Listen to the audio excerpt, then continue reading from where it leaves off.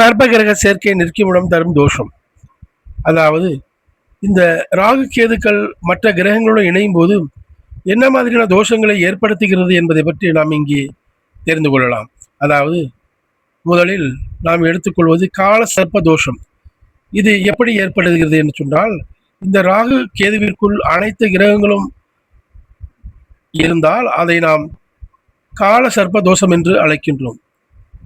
அடுத்தது நாகதோஷம். இந்த நாகதோஷம் என்பது ஒருவருடைய ஜாதகத்தில் 1, 2, 5, 8, 9 இந்த ராகு கேது அமைந்தால் அதை நாம் நாகதோஷம் என்றும் அழைக்கின்றோம். கிரகண தோஷம். சூரியனுடன் ராகு கேது, சந்திரனுடன் ராகு கேது இருந்தால் இதை கிரகண தோஷம் என்று அழைக்கின்றோம். அதாவது சூரிய கிரணம், சந்திர கிரணம் என்று இதை நாம் அழைக்கின்றோம். தாரதோஷம். அதாவது ஒருவருடைய ஜாதகத்தில் 7 ராகு கேது அமைந்தால் அதை நாம் தாரதோஷம் என்று அழைக்கின்றோம். மாங்கல்ய தோஷம். ஒருவருடைய ஜாதகத்தில் 8 ராகு கேது அமைந்தால் அதை நாம் மாங்கல்ய தோஷம் என்று அழைக்கின்றோம். புத்திர தோஷம். ஒரு ஜாதகத்தில் 5, 9 ராகு கேது மற்றும் குரு பிளஸ் ராகு கேது இப்படி ஒரு அமைப்பு ஒருவருடைய ஜாதகத்தில் அமைந்தால் அதை நாம் புத்திர தோஷம் என்று அழைக்கின்றோம். பிதிர் தோஷம். ஒருவருடைய ஜாதகத்தில் சூரியனுக்கு ராகு கேது அமைந்தால் அதை நாம் பிதிர் தோஷம் என்று அழைக்கின்றோம். மாதுர் தோஷம். இந்த மாதுர் தோஷம் என்பது சந்திரனை குறிக்கும்.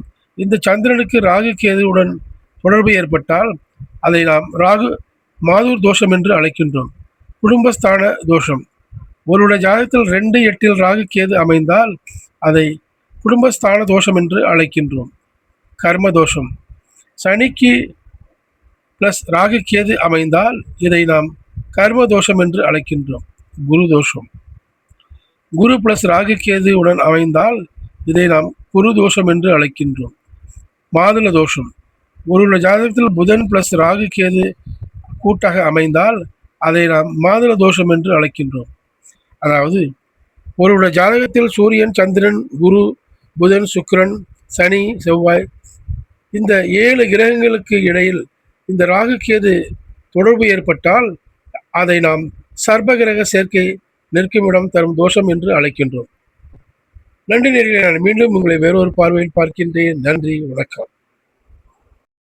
என் இனிய தமிழ் மக்களே, உங்கள் ஆதவன் டிவியில் ஆதவன் டிவியுடன் இணைந்திருங்கள்.